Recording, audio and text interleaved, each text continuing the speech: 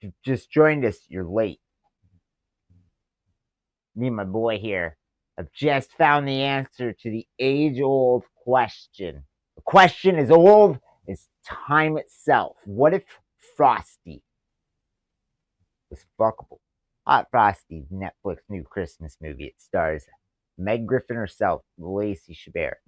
The only Meg Griffin we care about here. It stars Dustin Milligan, never heard of him. Got Joe Latrulio from Brooklyn Nine-Nine.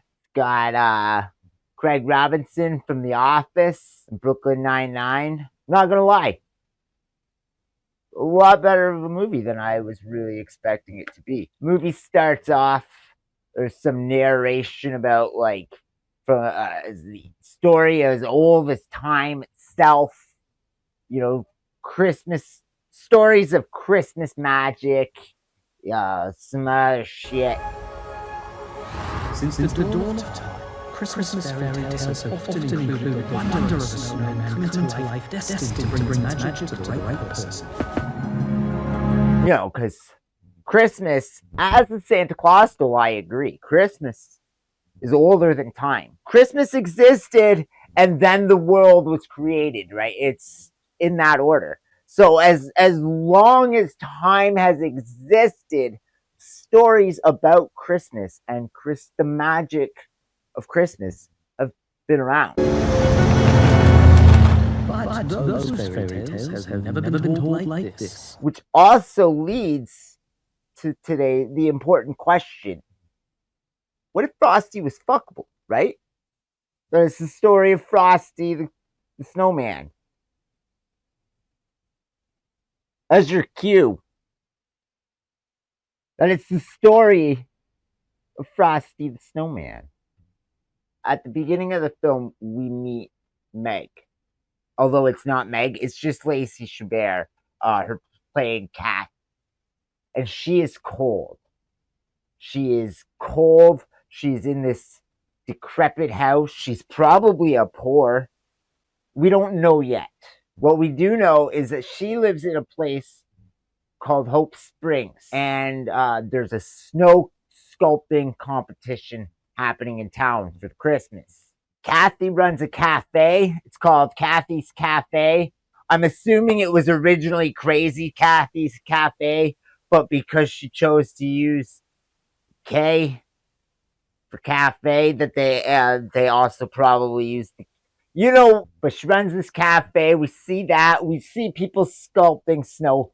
This town loves snow sculpting. Then we meet Mel and Theo. They run like a thrift shop.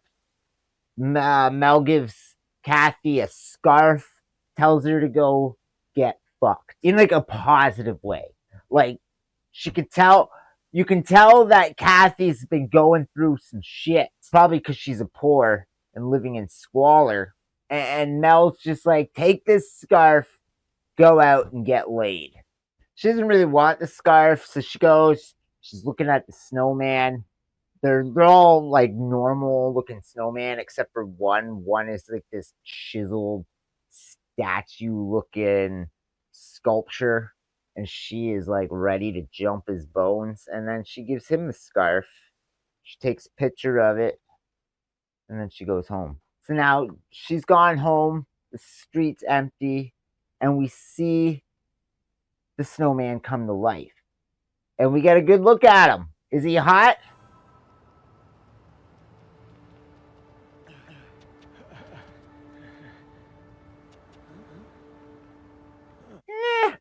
He's got an okay body, but like, I'm not gonna say he's hot.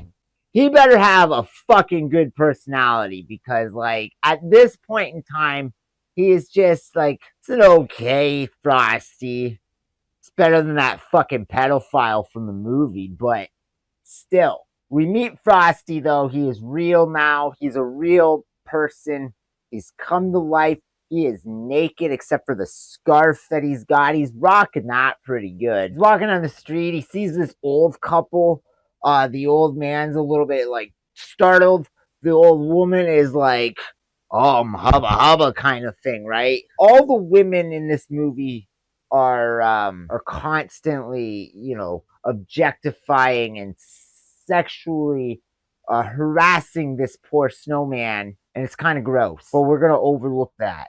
Our snowman leaves. He goes off. He robs the thrift store for some clothes. I guess he realizes and understands that he probably shouldn't be naked. In the morning, Meg Griffin goes back to her cafe and she sees our snowman with the other snowmen that were around him when he was one of them. And he is ranting like a crazy person to them, like just babbling on about how he was once like them and that they could be like him. And naturally, because she's going through some shit, she just goes to this crazy man she sees talking to Snowman without it. With he has clothes on now, but not a lot of clothes. And she just like, nah, it's cool. And she goes over to him, but then she takes him back to the diner, and you find out that she also thinks he's like crazy. She's not just like, oh my god, Snowman.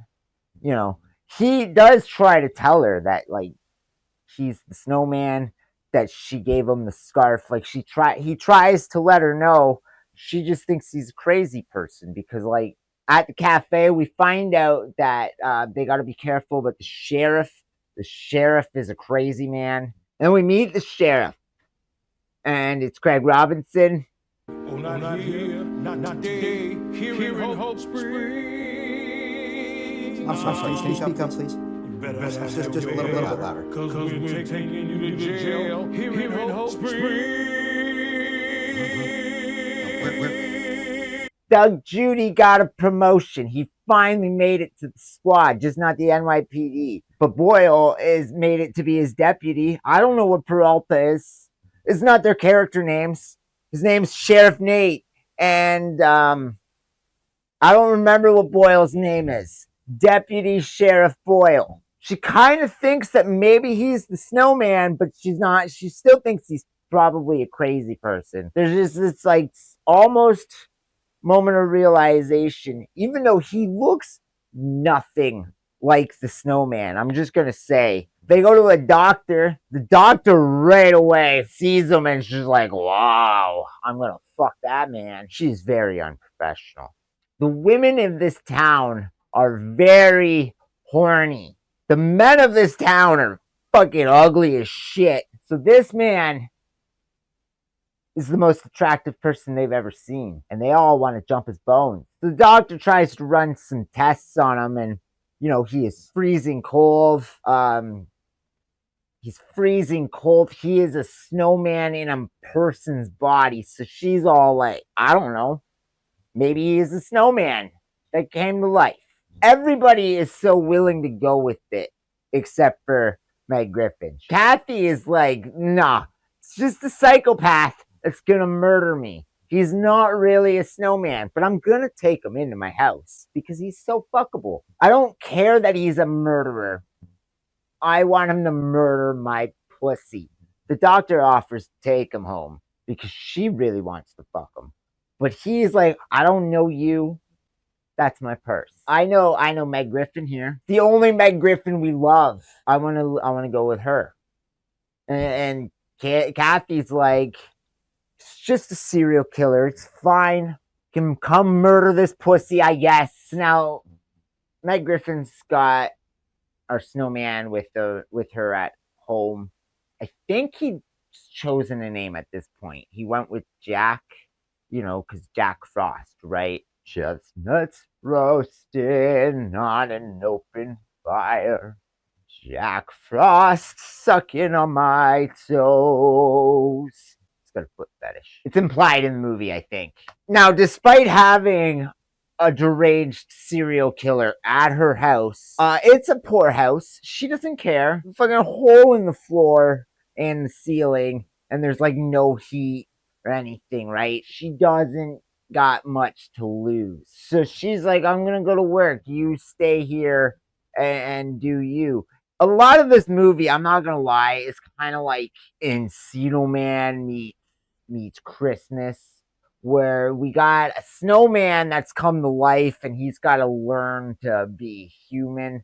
So he's watching a lot of TV and he's like, really into TV.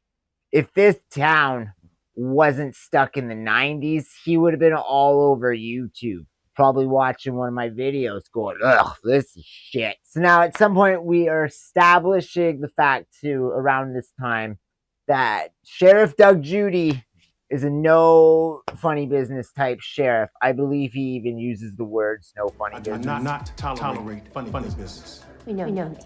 There's nothing funny about you. Damn straight. He's a no funny business type sheriff, and he is going to hunt down this man who was streaking and broke into a store. He is serious about the crimes. Those are actually serious crimes. The man exposed his genitals to an old lady and an old man, and he broke into a store and robbed them of clothing. The man's a criminal. Hard criminal. So after we get a little bit more of the idiot's funny business, montaging at home watching movies or TV, and then he goes into the basement. He finds some stuff of Kathy's. It's a photo album of what's clearly Kathy's ex-husband, and then you see like a medical piece of paper, and that's where that scene ends.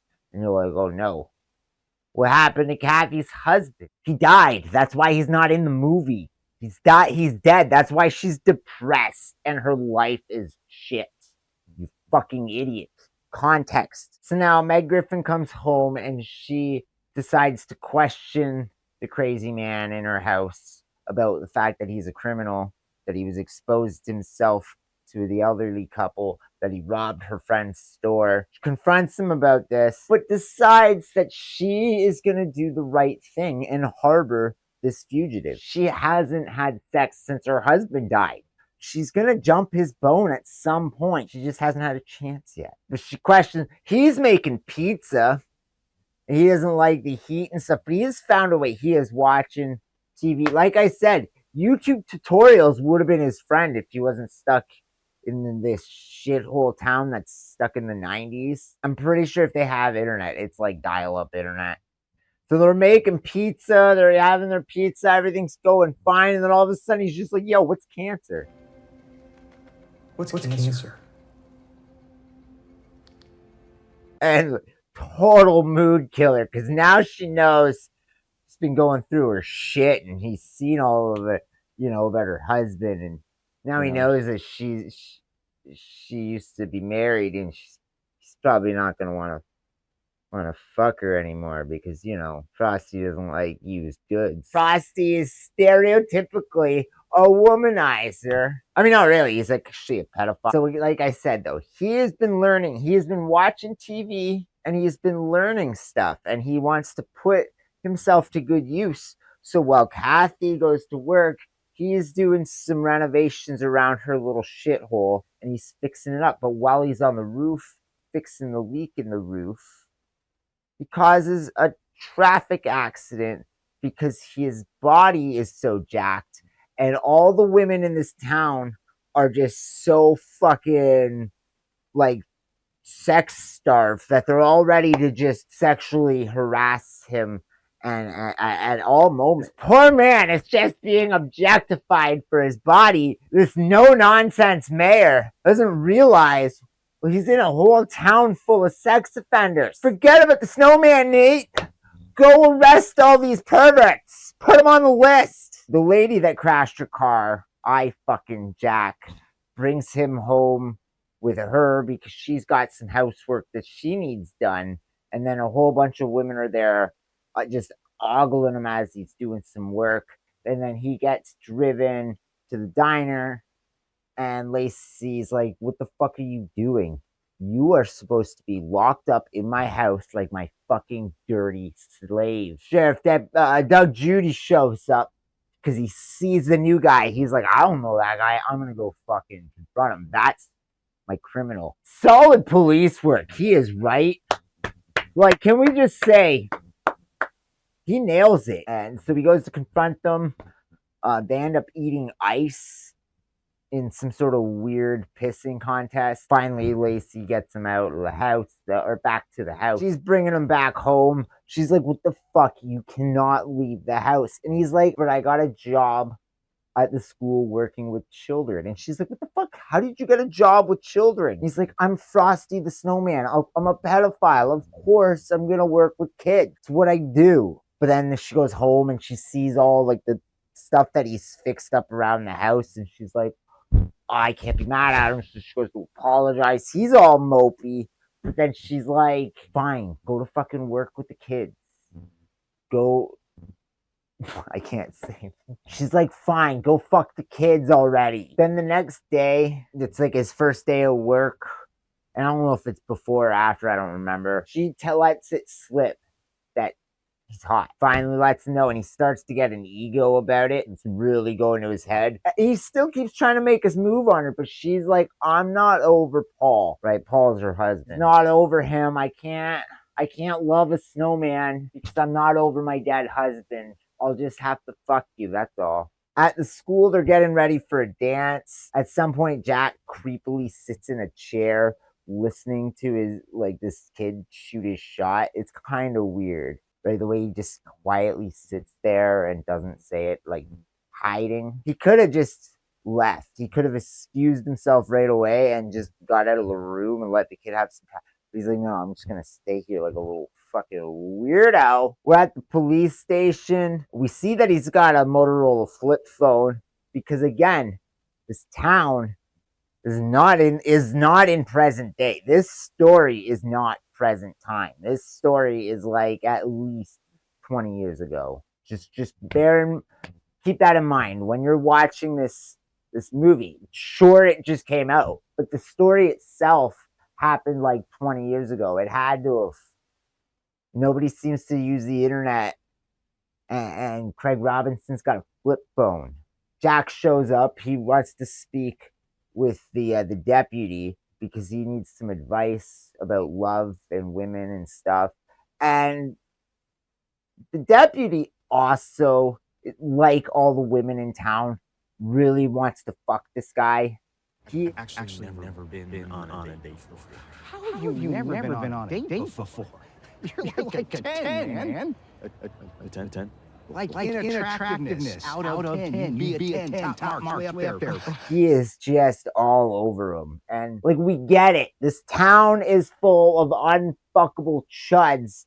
But really, this man, I wouldn't use the term hot, Frosty. I'm just what I'm saying. After the getting some love advice and almost kissing, Jack gets taught how to dance. And then he asks Kathy to go to the middle school dance.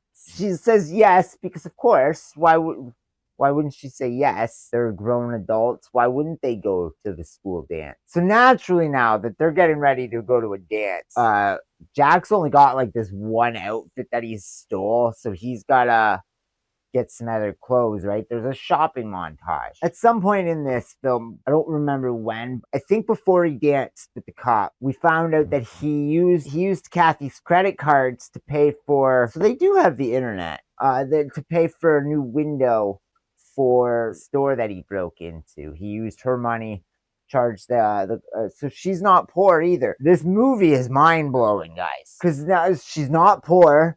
She has a computer, and he does some online shopping. He bought a window for this people, and she's not even mad about it. That part needed to come up for this part because they're getting ready for the dance. And he's like, oh yeah, I also used your credit card to buy you this snowflake. I think it's a necklace. Bam, this really expensive piece of jewelry. I spent your money on it, but it's for you. It's a gift from me to you that you paid for. I'll return it. And she's like, no, it's cool. I love it. I love that I bought this for me. While at the dance, Jack and the kid that he watched shoot his shot earlier, they dance with their dates. Like Jack with Kathy, the other kid with the girl. You know, they didn't dance together. They danced with their dates. But then afterwards, they did this whole choreographed dance number with not just the two of them, though, like all the kids. Jack took time with these children, but Jack's overheating, so Lacey's like, Kathy, Meg Griffin is like, we got to get you outside to cool you down before you die on us. It was around this time of the movie that I started to realize that when he does finally get to fuck her, like his dick's just gonna melt inside of her. He's not gonna come. It's just gonna be his melted cock. But anyway, they're outside. They finally kiss, but then he didn't really seem to like the kiss. He starts giving her that like post nut aloofness, like, oh no. But it has nothing to do with that. It's actually the fact that he cares about her. And he's worried because he doesn't know his mortality. He just knows that he might die. And if he dies, she'll be all alone again. He'll do to her what Paul did. And he wants to be better than Paul. So he doesn't want to hurt her like. And it was around this time that I realized that, okay, sure, physically, yeah, no, he's not that hot. This man is fuckable. This is our fuckable Frosty, guys. It's not about the physical appearance of him. It's about the fact that he's such an amazing person. That's what makes him hot. While that's going on, Sheriff Nate is still hunting the man. He is on the job and he is not going to rest until it is nighttime and he has to go to bed. But then he'll wake up and he'll be back on the case and he is going to put this man in jail. He is a pervert exposing himself to old people and robbing stores. And being the fucking great policeman that he is, he realizes there was a surveillance camera that did see him that night. It's on the ATM. So he gets the ATM footage. So now they're at the diner. Everybody's happy. They're egging some nog. Meg Griffin is giving a toast to the people about Christmas and stuff when all of a sudden Sheriff Nate busts in. He's been in the bathroom the whole time. He dropped a big deuce. He's a big man. He takes big dumps. Don't judge him. Maybe he ate KFC craft dinner. I get it. I've been there. But he's going through some shit. The sheriff is going through some stuff. He doesn't need your bullshit, okay? Respect his authority. He's going through some shit and he confronts Jack. Jack's like, yeah, you know what? You're right. I should be arrested because, again, he is such a good person. Even though I paid for the window and I tried to give the clothes back, even though the old lady keeps sexually harassing me, and I don't think she was actually offended by seeing me naked. On the contrary, I would like to file a complaint because she is really making me uncomfortable. He's like, I'm just going to accept my fate and go to jail because I'm not fuckable. The doctor at some point rats him out. The doctor does not care about HIPAA. She is just like, no, that man is a snowman. He's not even a real person. And everybody in the town seems to already know that. They just don't care because he's so fuckable. Have you seen the men in this town? Of course he's a snowman. That fucking jacked, chiseled snowman that was in the fucking square is gone. Of course it's him. You fucking idiot. Shut up, Meg. So Kathy shows up at the jail because she wants to bail him out. And Sheriff's like, no, it's $2,000. You got to give me $2,000 to bail him out. Jack's like physically dying in the cell. He looks like he's going through some like serious heroin withdrawals or something. He's dying. And the sheriff's just going to let him die in the cell because he's leaving for Christmas. And he's not going to be back for 2 days, which means the man's going to be locked in a cell with no food or water or anything. Even if he was human, he's going to die. But they argue a bit, and she's like, I'll go get the money and I'll be back. And he's like, it doesn't fucking matter. Like, I'm going home. It's going to have to wait. And she goes anyways.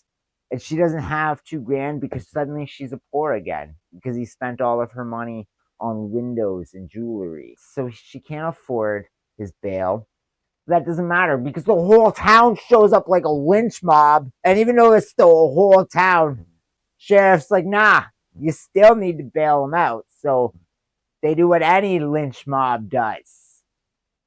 They crowdsource the money. They pass a hat around. Again, I'm unsure of what their internet capabilities are. They have online shopping and stuff, but do they have like GoFundMe? I don't know. So they pass the hat around, but they're like $10 short, even though it's Christmas, and even though the deputy is all on board with it. The sheriff's like, no, I set the bail at $2,000, which is not how that works. Maybe it isn't. I actually don't know. He's like, I set the bail at $2,000. I don't give a fuck. It's you're $10 short. And then all of a sudden, Jack's homeboy that he danced with at the school, yeah, he shows up with $10. Turns out it's Sheriff Nate's kid. What the fuck does everybody in this town love this dude so much? And they're like, because he's awesome. He's a fuckable snowman. Why wouldn't you want to be his friend? What's wrong with you, Nate? You afraid to fuck Snowman? Is that what it is? So with the sheriff's kid's last tenor, they have enough money, but that doesn't matter because now the sheriff understands that everybody in town actually loves this man and he is wrong and he's not going to get reelected as the sheriff in a few weeks. So he's like, we're just going to let him out. We're not going to pursue the charges anyways. We'll just let him out. So they go in, but now he's like pretty well dead. Like he is, overheating and melting. So he's like dead in the cell. They carry him out and lay him in the snow and nothing. Meg Griffin leans in. She Cinderella kisses him and nothing. He is dead. She goes to walk away. She's all saddened. Everybody's sad. The whole town wanted to fuck him. The doctor still might. They're all walking away. And then all of a sudden you hear Jack going like, hey, Kathy, what's going on? And it turns out, though, because he doesn't have the scarf on anymore, he's a real boy now. He's turned into a real boy for once. He doesn't have to worry about melting. He's actually getting frostbite right now, and he's going to die. His wiener is going to fall off, and then nobody's going to want him in town. He'll be like, just like all the other hideous chuds. The fuckable guy with no wiener is what they'll call him. He's alive. He's not well, but he's well suddenly. And it's, they show Christmas. Him and Meg Griffin live happily ever after. They get to go to Hawaii because I forgot to mention earlier, there was like this whole thing about how he wanted to go to Hawaii. Actually, it had nothing to do with the fact that he would melt. She's just like, we can't go to Hawaii because I don't love you. Now they're in love, so they go to Hawaii. Beautiful movie. It ends with more Craig Robinson singing in the credits. So that was Hot Frosty. What did you guys think? Leave your comments. Was he fuckable? Would you fuck a snowman? Subscribe, like, watch other videos.